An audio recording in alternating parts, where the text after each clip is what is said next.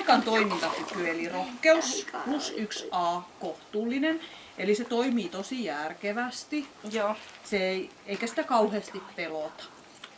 Että hänhän ei ole mikään semmoinen kauhean niin kuin näyttävä suorittaja, Joo. vaan hän on perusjärkevä. Joo.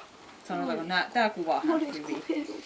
Terävyys, miten vihamielisesti reagoi ympäristönsä ja erityisen silloin kun sitä uhataan tuossa seinässä varsinkin, niin plus 1P koira, joka ei osoita lainkaan terävyyttä.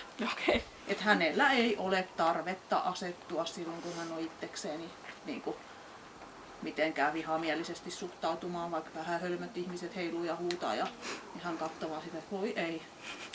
Oot säkin vähän onneton tyyppi, että pakko sun on tommos nyt. Et kun mä oon kaveri, niin ihan muutaman kerran nuoleskelisi huulias ja oli silleen, nyt musta tuntuu, että nyt sä rupeat tulee liian lähellä. Ja mä sit otinkin sen loppu sille rauhallisesti ja sit hän oli näin ja mut heti palautui. Ihan heti. Sama toi puolustushalu, mitataan halua ei kykyä. No siinähän hän sit ilmoittikin jo pitkän aikaa, niin että älä nyt tänne tuu. Ettei siinä mitään, mutta halua mitataan. Se oli ihan viimeisin hetkiin saakka piti itse siinä. Sitten tuli, että nyt mä en enää niin halu, mutta siltikin se sieltä sitten oli niin kuin, että sanoo. Mutta tässä mitataan halua, ei kykyä. Joo. Taisteluhalu, miten nauttii leukojen ja lihasten käytöstä, taistella jostakin esineestä, jotakin vastaan, kelkkaa vastaan, meitä vastaan ja sitten jostakin johonkin tuolla pimeässä esimerkiksi sullua päästäkseen, niin se on plus 2A, eli kohtuullinen. Et se on oikeastaan tämän rotuselle yllättävänkin hyvä. Joo, yleensä jo. ne on semmosia, niin että teet kaikki hullumerkit ja kärrynpyörät tässä ja yrität kaikkea, ne on vaan kattoo. Että ei paljon ole. Poikkeuksia aina tietysti löytyy. Joo. Sitten hermot, plus 1A, hieman rauhaton, mutta nämä on sitten siellä lähentelee kakkosta, nämä hermot. Joo. Et niin kuin näkyy, tämä ei puhalla kauheasti eikä mitään, mutta kyllä hänellä tuli niitä, jos hän olisi ollut hiljaa tässä ovella ja tuossa seinässä, ettei olisi vinkunut ja vänkynyt ja huolestunut, niin olisi ollut siellä kakkosessa. Mutta jos sillä on oikeasti sille kunnon kakkosen hermot, niin ei se ritise ja kitise sitten enää pienistä, kun ei tapahdu mitään. Mutta erittäin hyvät, että lähempänä kakkosta kuin tämän ykkösen sitä alaosaa, että muistat.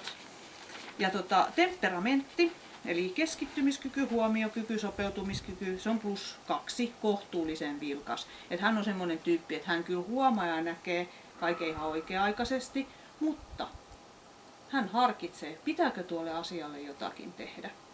Et hän on semmoinen tyynen, rauhallinen siinä suhteessa, että ei tule ylilyöntejä. Kovuus, eli se muisti. Hänellä on ihan normaali muisti, että muistaa, mutta ei anna häiritä, eli plus 1 hieman pehmeä. Mutta tämä ei ole siellä alarajalla. Mieluummin lähentelee sitten jo kohtuu kovaa. Et hän ei oikeastaan poroinokkaa vedä tuolla noista jutuista kauheasti.